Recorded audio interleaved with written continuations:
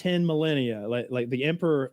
So here's a bit of story. The emperor gets wounded in this huge thing called the Horus Heresy, where one of his sons rebels against him. Half the Space Marines follow him in this big galactic war. Their numbers are decimated. In the end, the emperor either allows himself to be wounded or becomes grievously wounded in killing his son.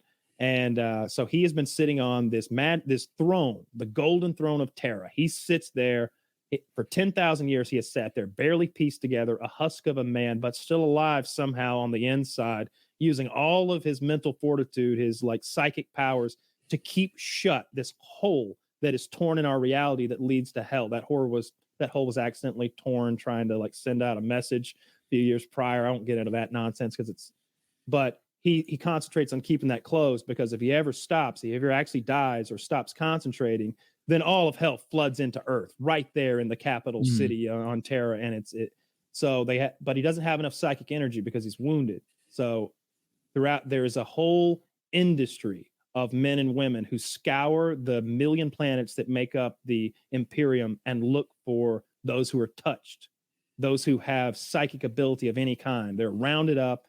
They are thrown on ships. They are taken back to Terra. They are lined up 10,000 a day and taken into a room where they are killed, and their essence is used to power the Golden Throne once more to keep that thing charged up for another day. And without it, we all die. Yeesh. Fun. And that is one of the lighter stories. But the thing is, in the books recently-ish, and the last few years, like the Emperor's been showing little signs of consciousness for the first time in like a really long time, and like real world years, as far as like writing books and novels and stuff. So like he's starting to like wiggle a little and send out some like psychic stuff, and I like beat up some of the chaos gods in their realm. So it's a real weird, fascinating universe. But you got to watch a YouTube video. There's a YouTube video that sums it all up in 20 minutes. There's one called like Warhammer 40K lore in 20 minutes, and this guy like speed runs it. And I think I actually watched that one. You told me about that one, and he kind of gave me a summary. And I like all the like documentary style, like slow pans of like the big artistic art they have, like really like detailed art, I should say, not artistic. Yeah, really good artwork. Yeah, it's good stuff. I love that shit. Voldemort and Luton09 are the two best YouTubers in my opinion for lore-based stuff. Voldemort puts on a voice for his wonderful listeners, and he writes his own fan Oh, that's fiction. fun. I like that. He writes his own stories to accompany lore. And I didn't realize he was the writer. I was like, wait, you made that shit up? Because I'm online looking for the book.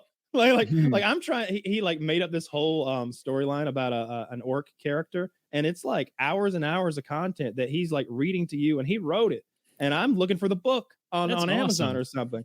Baltimore gets excellent, makes money. And so is Luton. That when they like, the lore is so dense that they'll want to make a video talking about, let's just say, a gun.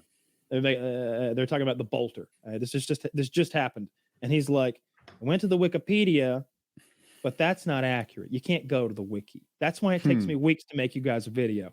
I had to go to these books, and he like shows like he's like the entire Imperium compendium of weaponry, like because this is because it's this nitty gritty shit when they're trying to figure out what's inside the bullets that come out of a bolter, whether it's depleted deuterium or depleted uranium.